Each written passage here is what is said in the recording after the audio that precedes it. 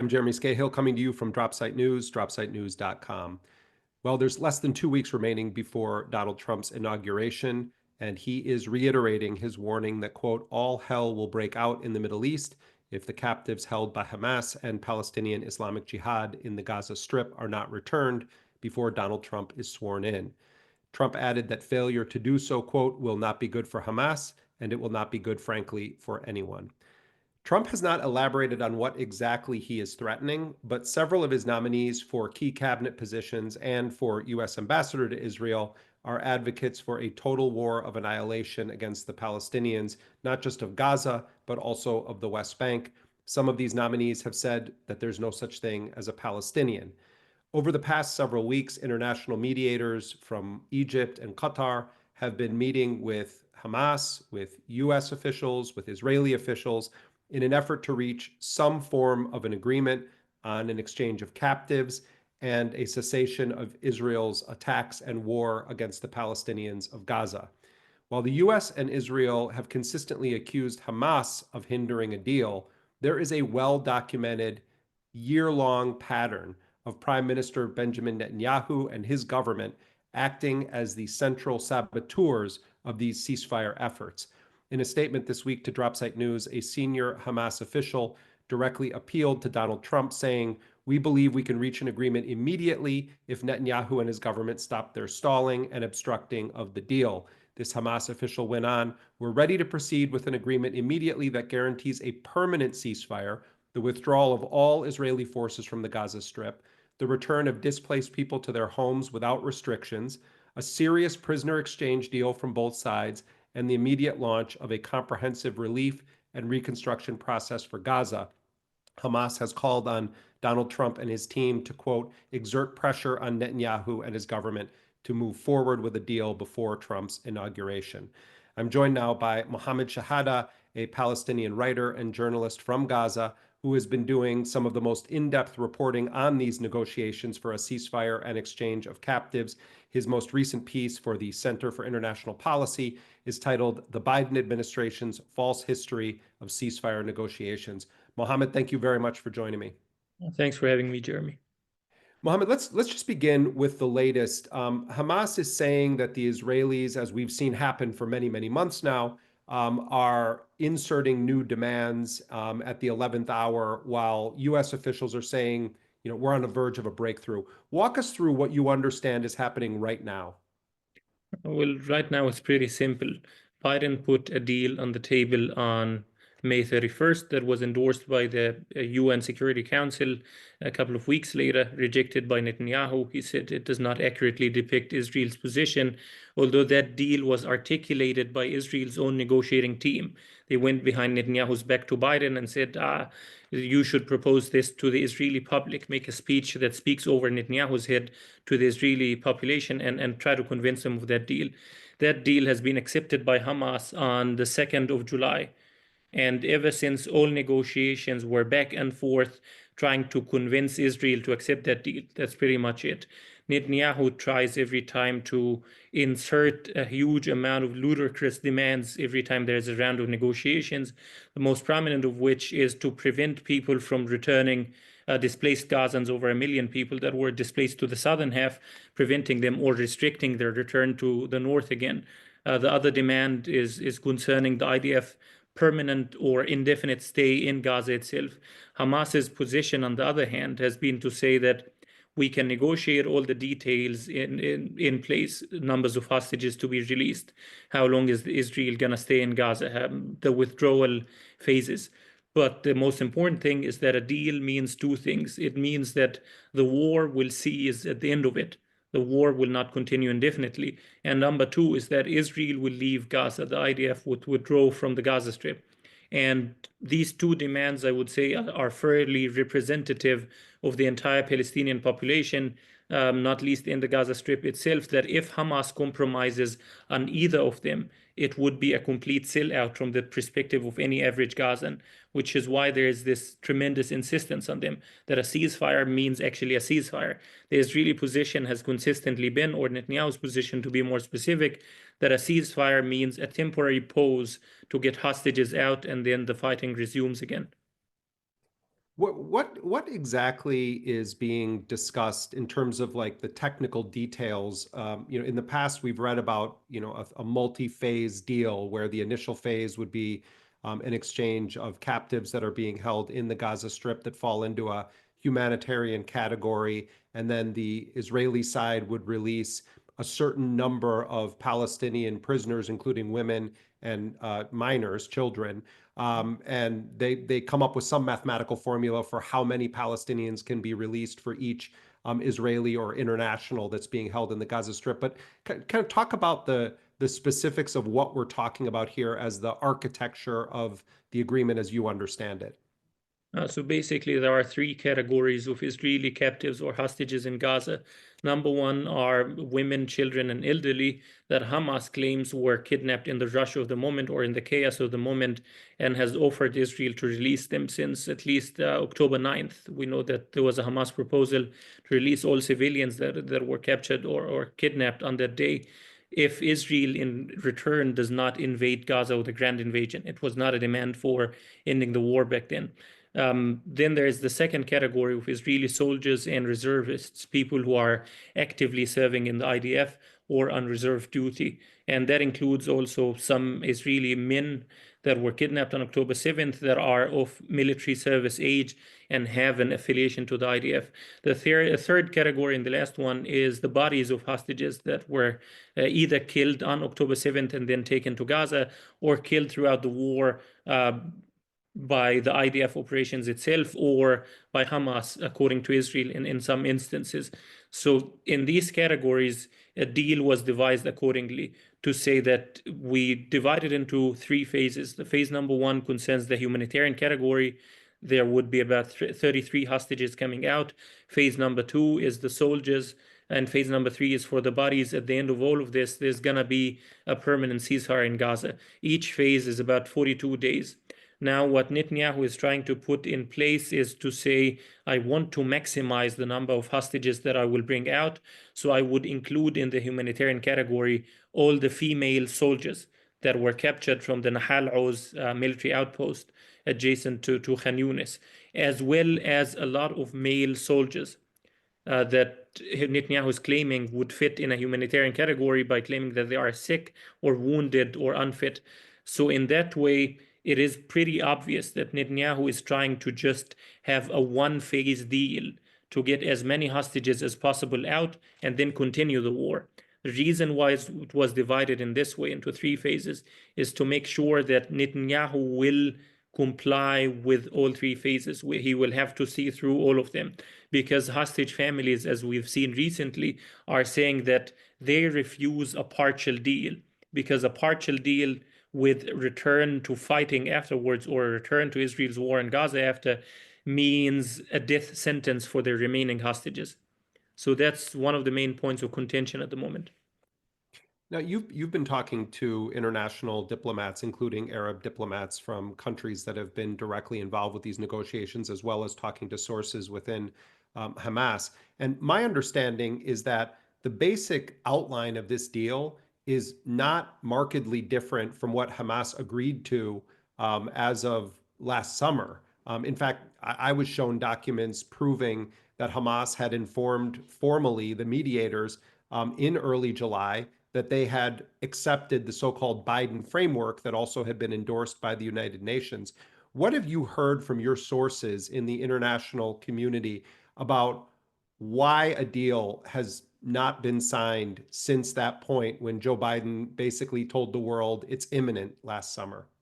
Well, actually, Hamas accepted it as early as May last year.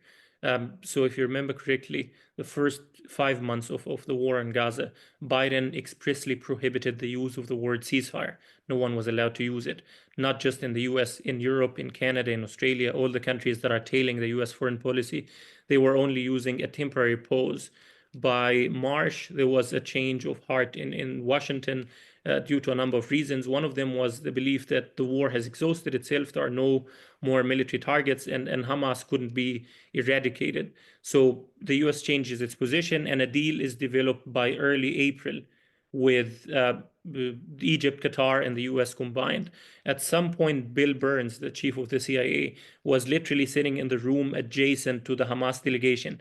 And every time the Egyptians would go and talk to Hamas about the details of the deal, they would give their feedback. The Egyptians would take it back to Bill Burns. Bill Burns would try to, with his own handwriting, to formulate a new change of certain clauses and articles in the deal, and was micromanaged to that level. It was very serious at the time. Early May, Hamas accepts it. As soon as Hamas says yes, Netanyahu invades Rafah.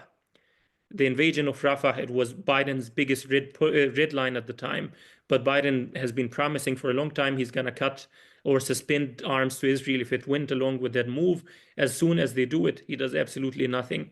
We have an ICJ ruling by May 24th that says hands off Rafah, stop the military operation there immediately.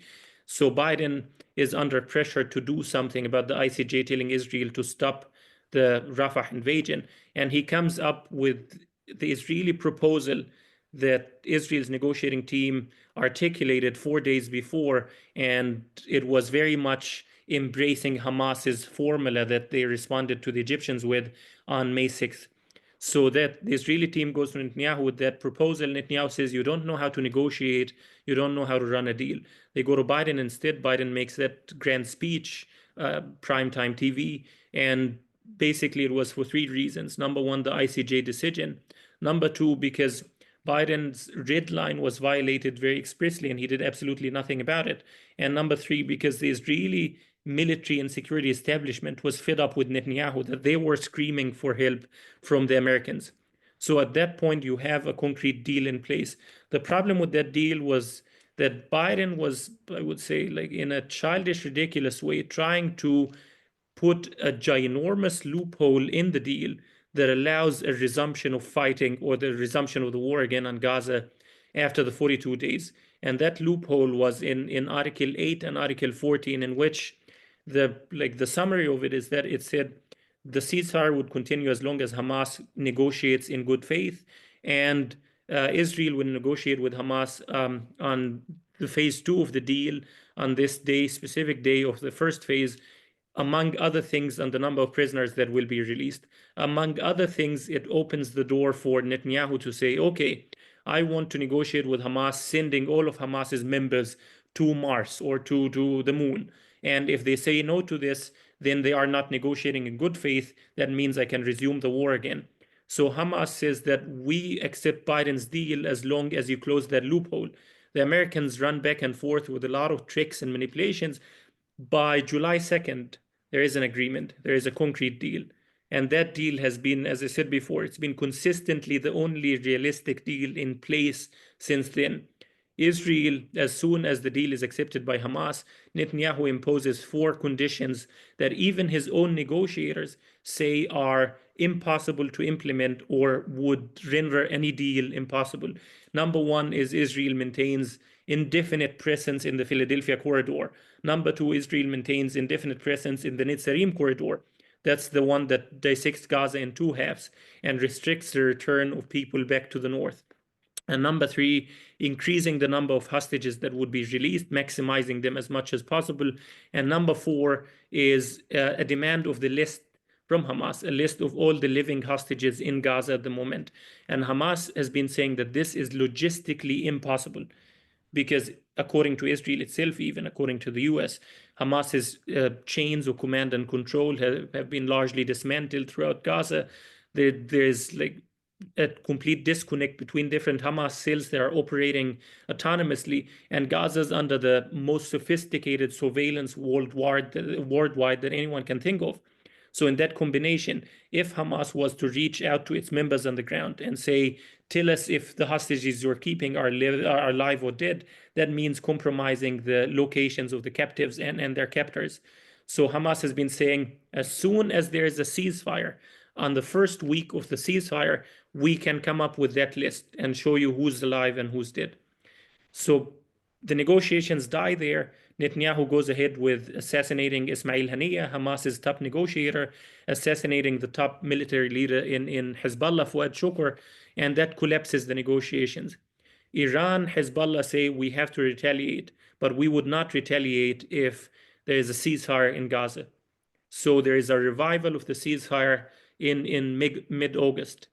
But there was a ridiculous thing about that round of negotiations is that the US issued a joint statement with Qatar and Egypt saying there is a positive atmosphere. We're very close to a deal.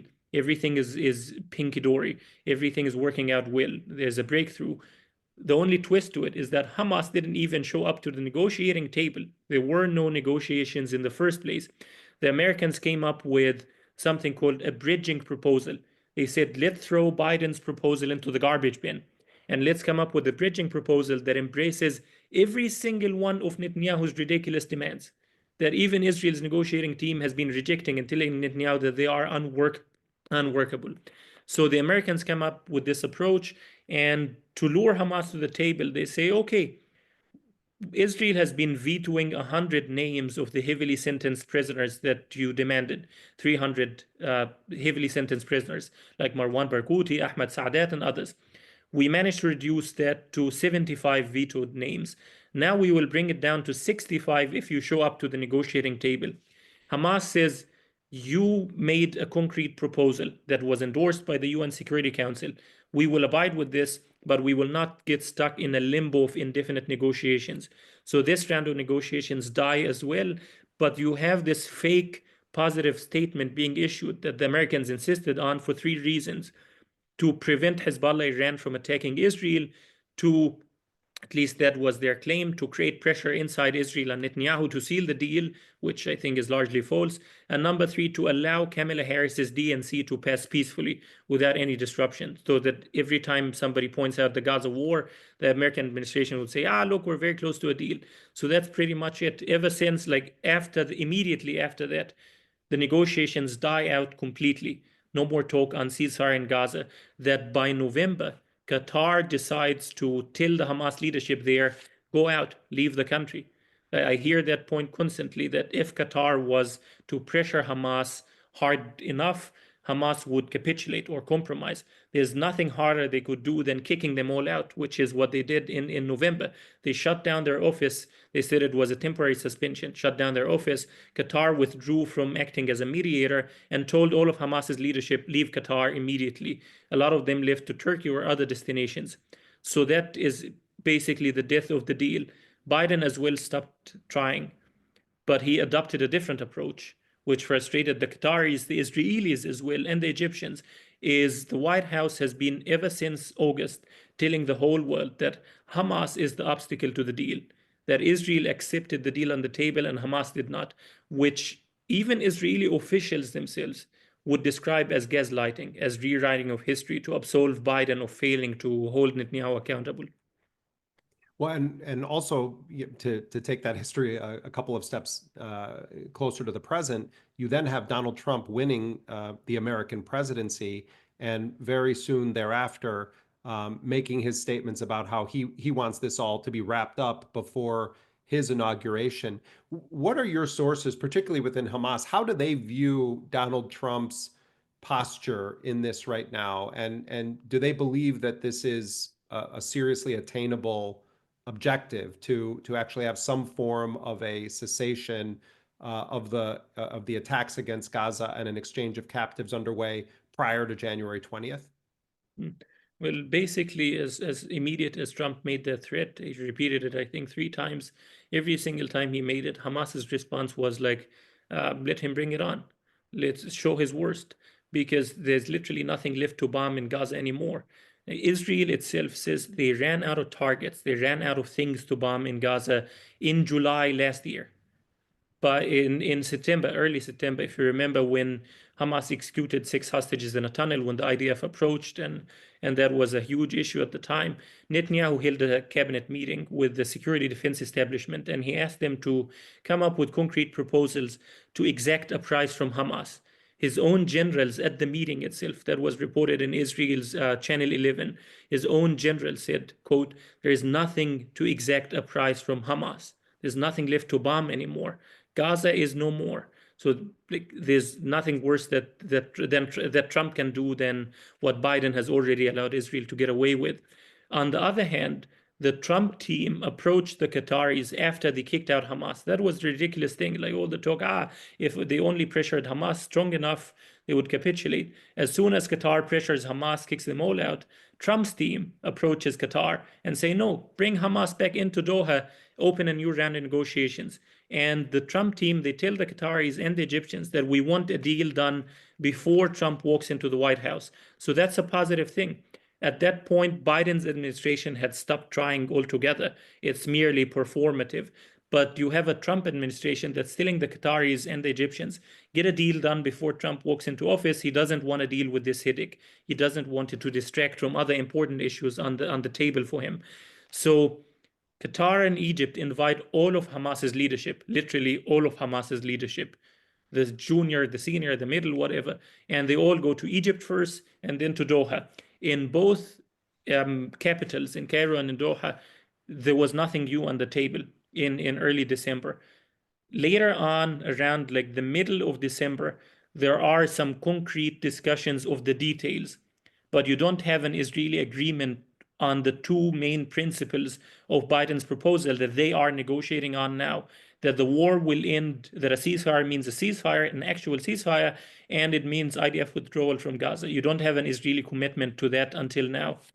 What senior Arab mediators that I met with have been telling me is that what Netanyahu is doing is indulging and buying time until Trump walks into office so that he finds that issue imposed on him de facto as a fait accompli, and then Netanyahu can trade it out till Trump, okay, I will end the war in Gaza if you allow annexation in the West Bank or if you move forward with Saudi normalization. So to get a deal out of it. But the current Israeli engagement until this moment, there's concrete discussions of all the micro details, but there's no commitment that a ceasefire means a ceasefire. So the current engagement is more or less about pleasing Trump, pretending that Israel is negotiating in good faith until he's in office already. What is the Israeli strategy as you can best assess it right now? I mean, what game are they playing with this negotiation? Because it doesn't. You've also written quite a bit, and other journalists and analysts have pointed this out. I mean, on the one hand, we have this so-called negotiation track. On the other hand, on the ground in Gaza, and along with statements from Israeli officials and prominent Israelis, influential Israelis, it seems pretty clear Israel doesn't have any plans to leave Gaza anytime soon. So what is the strategy right now as best you can decipher it? Well, basically, Israel keeps saying we cannot have a ceasefire without a day after plan in Gaza that removes Hamas from government. But at the same time, Israel never came up with a day after plan. And that's quite deliberate. They don't want a day after in the first place. They don't want to exit. That's why they don't have an exit strategy to begin with. Israel is currently divided between two camps. There is a camp that's saying, let's get the hostages out, and then we will look into it. Either we go back into Gaza, we continue the war indefinitely, or we pull out. There's the other camp that's saying, no, we need to stay in Gaza permanently. And that comes with the additional agenda of ethnically cleansing northern Gaza in its entirety. Not just Jabalia, Beit Lahia, Beit Hanun, but Gaza City itself, like half of the Gaza Strip, should be completely emptied out. And then Israel would either start building settlements in the very north of Gaza and allow the return of vetted people into tents in concentration camps in what Israel has been calling gated communities, where they say there wouldn't be any structures for human habitation, there would be tents. These camps are under full IDF control until we find an international foreign mercenary group to run it in the most dystopian way. And people would be allowed in. Israel would be at the gates, or those mercenaries at the gates, to ensure that people who go in don't go out, or the other way around. Southern Gaza, Israel has a process of empowering and putting in charge literally criminal gangs, de facto putting them in charge there. It just came out in Haaretz that Israel's plan in Southern Gaza is seriously contemplating two families, two hamulas, whose, quote, main source of income is criminal, to put them in charge of governance in Southern Gaza. Like, there is an Israeli plan for Gaza to not have a plan. to have chaos as the sort of prevailing status quo in Gaza for as long as possible. If that is coupled with Israel opening up an outlet for Gazans to leave, it means a deliberate effort to kick everyone out. What Israel calls voluntary migration, voluntary in the sense of saying you either stay here and starve to death or get bombed to death or you leave. It's just as voluntary as that. So you have this minor camp in Israel that is saying, no, this is not going to work out. So, for example, you had the head of the opposition, Yair Lapid. He came out a couple of days ago on Monday and said there is no necessity for the IDF to stay in Gaza. The IDF should leave. Israel should leave Gaza. There should be a ceasefire. But that is becoming increasingly a fringe minority in Israel. It's not a prominent voice. Like even some of the hostage families themselves, they're saying, get the hostages out, then you can go back to fighting all you want. Just get them out first. Right. And, and of course, the captives that are being held by Hamas and Islamic Jihad, that's really the only leverage that they have right now at this point. And, the estimate is that there's roughly 100 or so captives that were taken on October 7th left inside Gaza. On the other side, though, you have many thousands of Palestinians, including women and children, that have been snatched since October 7th. That's on top of those that already were being held either in prisons or in jails or in administrative detention, where their sentences can just be, where their detention can just be indefinitely extended, their access to lawyers or family members severely curtailed or banned altogether. Talk about that side of this and Hamas's priorities in the negotiations. Let's start first. You mentioned earlier some of the most prominent Palestinian political prisoners like Marwan Barghouti. Talk about some of the figures and who they are that Hamas wants released from an Israeli prison. Some of these guys are serving multiple life sentences. These would be the high value prisoners, but give us a sense of who some of these people are that Hamas and the other resistance negotiators are trying to get released from Israeli custody. Well, the most prominent of them is Marwan Barghouti, as you said. He is seen as the Palestinian Nelson Mandela.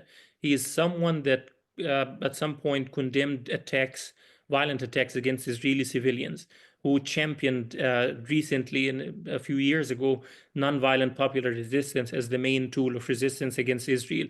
And he comes from the Fatah movement, Hamas's main rival, but he's seen as a unifying figure that all Palestinian factions can rally around, which is why, like behind closed doors, in Europe, there is a preference for him to be released. In the US, I wouldn't be so sure, but career diplomats understand that him being released would have a stabilizing effect on Palestinian politics and reinvigorating a Palestinian national movement. In the Palestinian Authority itself, there are a lot of people that are telling me that if Mahmoud Abbas dies, he's now 89. If he dies today, tomorrow, or maybe God wants him to stay here for another 100 years, but at any moment that he's not in the picture anymore, you have a complete chaos in the West Bank. You have a war of succession between all the different factions in Fatah, that the only figure that can be unifying and stabilizing would be Marwan Barghouti. And at some point, a European diplomat told me, a senior diplomat said that it would be better to get Marwan Barghouti released in a ceasefire deal than to get him released with European American pressure. Because if the Europeans are pressing for Israel to let him out, that would put a question mark on his credentials domestically if he's America's puppet, like Mahmoud Abbas was when he was parachuted into power in 2005, or even before that, when he became prime minister.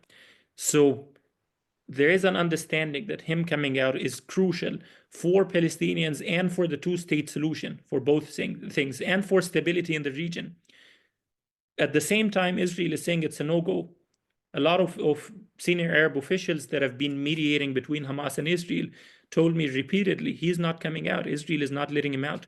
At the same time, Hamas is insisting on him coming out because it is the most that can come out of October 7th or the kidnapping of Israeli soldiers in the first place is Well, to this was get. one of the main goals that was articulated by not just by Hamas leaders, but also in their own manifesto outlining the purpose of the October 7th Al-Aqsa flood operations. I mean, part of this was liberation of captives from Israeli jails and prisons.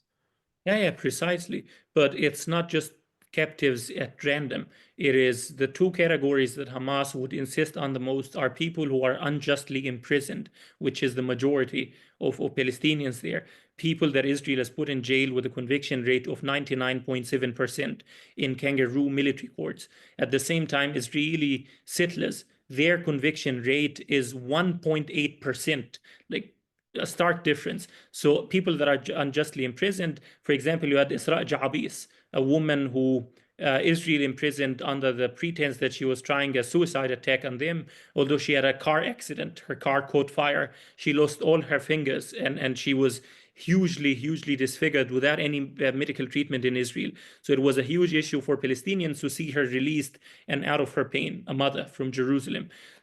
But at the same time, the second category is Palestinian national movement leaders, people like Marwan Barghouti, Ahmed Saadat, or others that are of huge importance to the Palestinian national project. At this moment, the Palestinian national project is largely dead.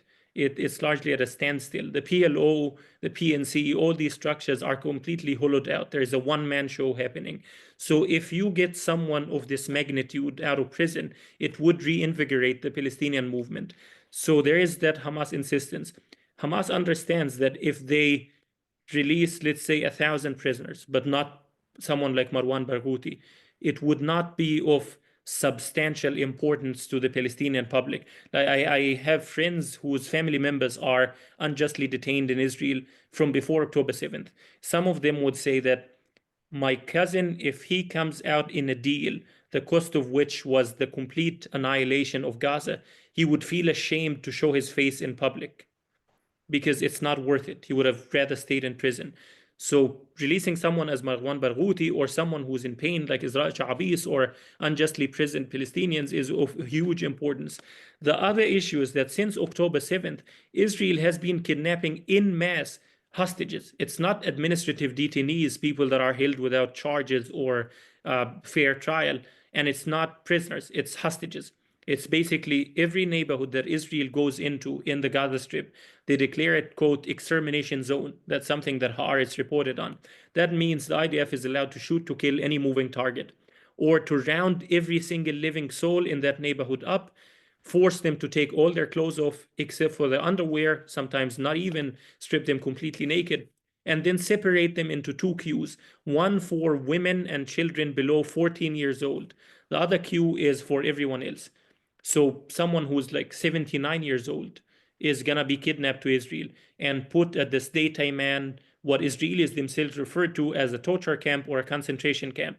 They would put them there indefinitely in the hope of swapping them in a deal.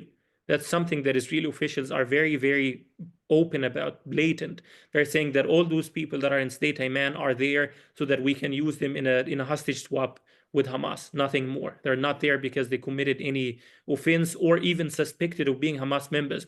At some point, Israel was asked by the Supreme Court, how many Hamas supporters or suspected Hamas members do you have at State Ayman?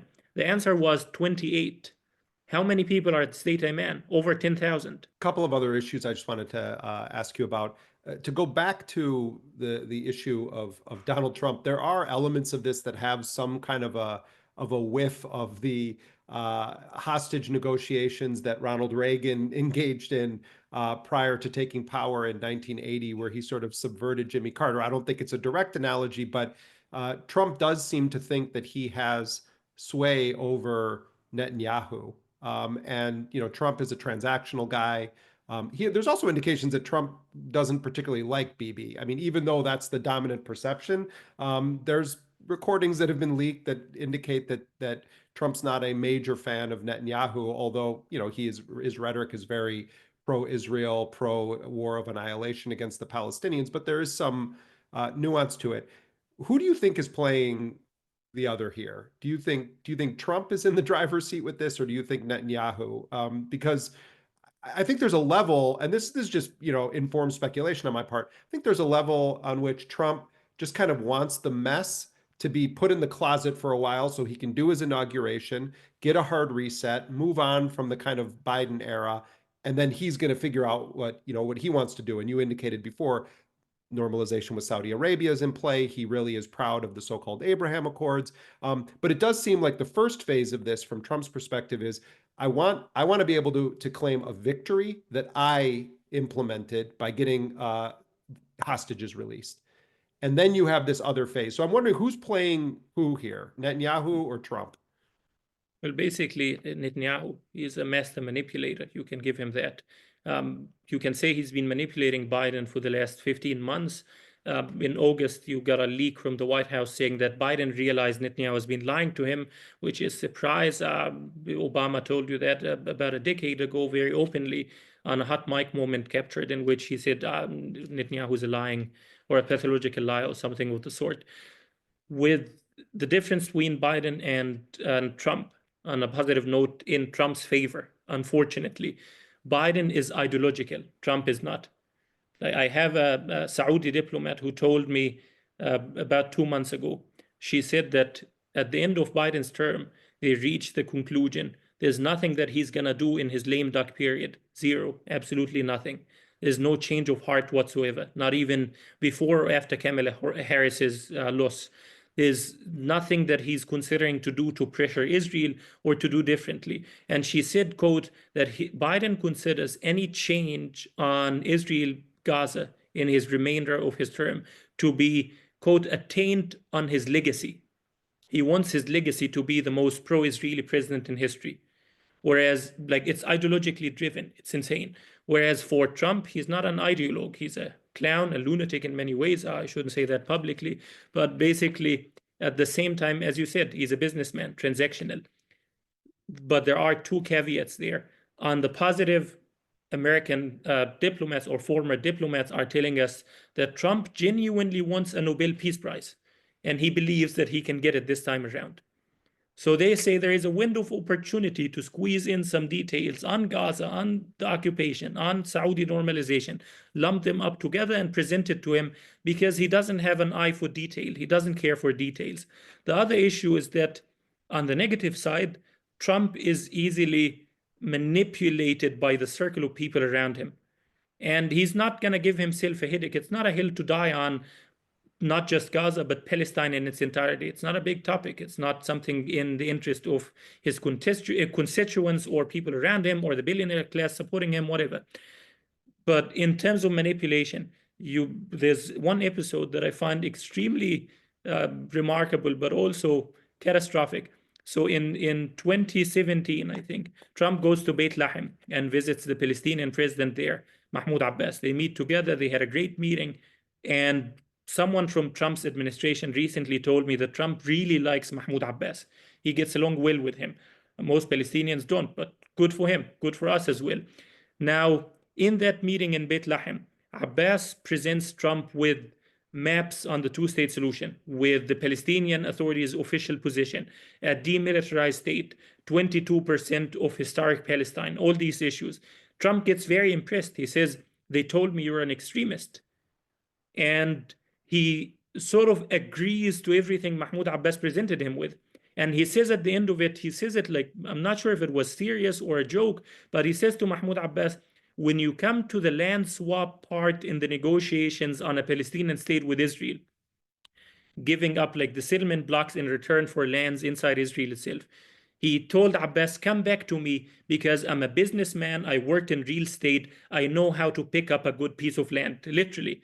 But here's the twist. As soon as Trump leaves the room, Jared Kushner goes back to the Palestinians and said to Saeb Erekat at the time, the chief Palestinian negotiator, he says, remember what Trump just told you? Forget everything he said. None of it matters. And then he walks out. So all of it obliterated as soon as he left the room. We've seen a huge amount of evidence afterwards of how Netanyahu, Kushner, and others have been manipulating Trump into being the most hostile president towards Palestinians in recent in memorable history. So it's not far-fetched that it's going to happen again. If you look at Trump's immediate circle now that he appointed on Israel-Palestine, every choice is more catastrophic than the one before. It's way worse than his previous term. You have people that believe there's no such thing as Palestinians to begin with. So how do you negotiate with those people? Final question: do you get the sense that there is a strong possibility that at least an initial phase of a deal could materialize prior to Trump's inauguration? Yes, there is a huge hope on that. At the moment, it all depends on Trump pressuring Netanyahu towards it. Just give Bibi one signal. There's one thing that is important to mention. Netanyahu is afraid of Trump, and that's something that they talk about regularly in Israeli media. He fears that the last time around Trump called him out, he said, Netanyahu, fuck this guy. And because he felt that Netanyahu betrayed him after he lost in 2022. So basically, 2020, sorry. So basically, there is a profound fear on the Israeli part to step on Trump's foot, to anger him on the first day in the job. They are keen to not get him hostile towards them. So you saw, I think yesterday, Trump shared a video by Jeffrey Sachs in which he's saying that Netanyahu is a son of a bitch who got us into Iraq. That was incredibly remarkable. So in that regard, there is a window of opportunity there, a genuine one, to at least seal the first phase of the deal. It all depends on just one signal from Washington, from either Biden or Trump. Like the mediators, Arab mediators, they told me repeatedly that if Biden was to name and shame Netanyahu publicly on record in a speech or just leak it to the media, it would have a profound impact on the negotiations. It would create a lot of pressure inside Israel itself on Netanyahu to seal a deal. But instead, Biden is doing the opposite. He's trying to absolve himself of the responsibility for failing repeatedly to hold Netanyahu accountable by blaming everything on Hamas. Now, I think there is at least a chance for the first phase of the deal to be sealed. Hamas's position, there's no guarantee that Israel would continue the second phase, especially under a Trump administration. It becomes more likely that Israel would just get 33 hostages out and then go back to the war again. But Hamas wants the maximum plausibility possible that the phase two of the deal would be seen through. There is a possibility there. The question is what would it take? Muhammad Shehada, I want to thank you very, very much for all of your work and for being with us. Thanks for having me. And that does it for this show. Make sure to follow us on our new podcast feed by searching for Dropsite News wherever you get your podcasts. Also, please leave us a rating or a review. It helps other people to find our work. If you want to support us, you can subscribe to our news organization at dropsitenews.com. Make sure to also follow us on social media platforms. We're going to link to Muhammad's Twitter account, X account, as well as to his recent piece for the Center for International Policy that's titled "The Biden Administration's False History of Ceasefire Negotiations." Thank you so much for joining us. Until next time, I'm Jeremy Scahill.